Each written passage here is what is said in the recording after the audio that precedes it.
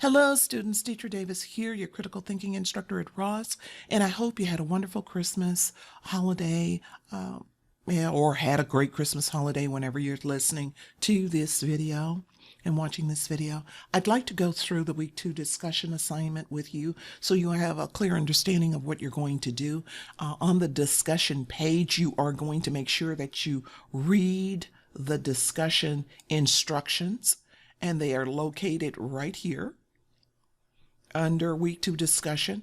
Make sure you are responding to 3 of your classmates that exceeds expectations. Now, I know you can respond to 2 that meets expectations, but make sure that you are at least responding to 3 so you're gaining all the points that you can. And when you respond, I don't mean just saying that's a great post.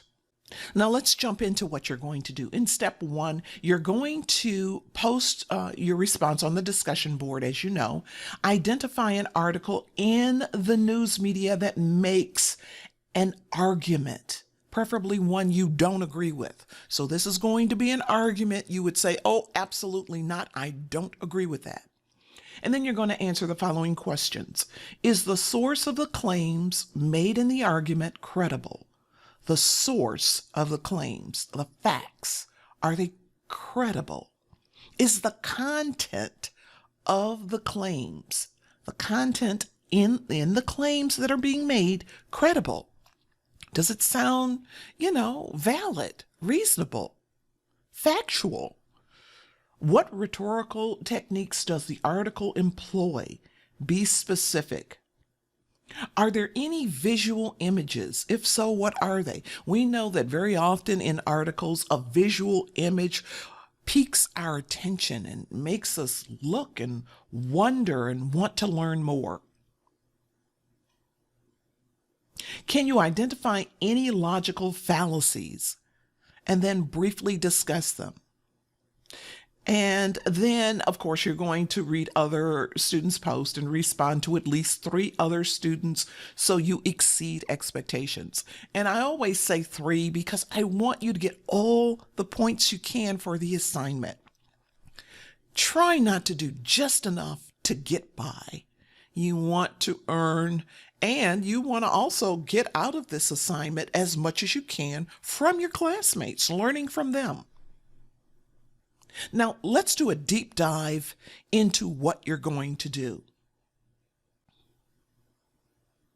Now, students, I want you to remember that all of this information can be found on the Week 2 homepage. Just scroll down to where it says Week 2 Discussion Assignment, read the assignment instructions carefully, and you will see all of the information I am discussing here. If you do not know how to complete the discussion assignment, if you're like, I'm clueless, I don't know what I should be writing, how do I even do a discussion? Ross has pulled together a video that you can watch. It's right here. It's a link. Make sure that you watch it. I don't expect any student in critical thinking by now to say, oh, I don't know what you're talking about. I don't know how to write a discussion assignment. Just make sure that you're watching the video. If you have questions, let me know. Now, let's go on to the Week 2 discussion. You're going to identify, as I mentioned before, an article in the news media that makes an argument, preferably one you don't agree with. Don't give me something you agree with. You say, well, I like this. I love this. I agree with this completely. That's not what I'm looking for. I'm looking for an article you would argue against. You would say, oh, no, they didn't. I don't agree with that at all. And you may look up the article. I know a number of students have told me in the past that they don't follow the news, they don't look at current events, they don't pay attention to anything. Well, you're in critical thinking. You're in a course where you have to do that. And for this course, I need for you to do that. Simply telling me that you don't do that, you don't, read articles or anything, is not going to allow you to pass the assignment. So you need to do that. But what I have done is I've taken the time to pull together some links to some current event articles. And you can use the links right here. They're highlighted right here. Or you can select your own link. It just needs to be something that's in the news media right now. And you're going to tell me, is the source of the claims made in that argument credible? We already went over this. Is the content of the claims credible? What rhetorical techniques does the article employ? And you need to be specific. Don't give me one or two words or one or two sentences. You need to write this out. Are there any visual images? We talked about that already. If so, what persuasive aspects do they employ?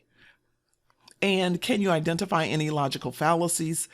Briefly discuss them. Now, in order to do this discussion assignment, there are some keywords that you need to understand. And I've given you a little hint right here.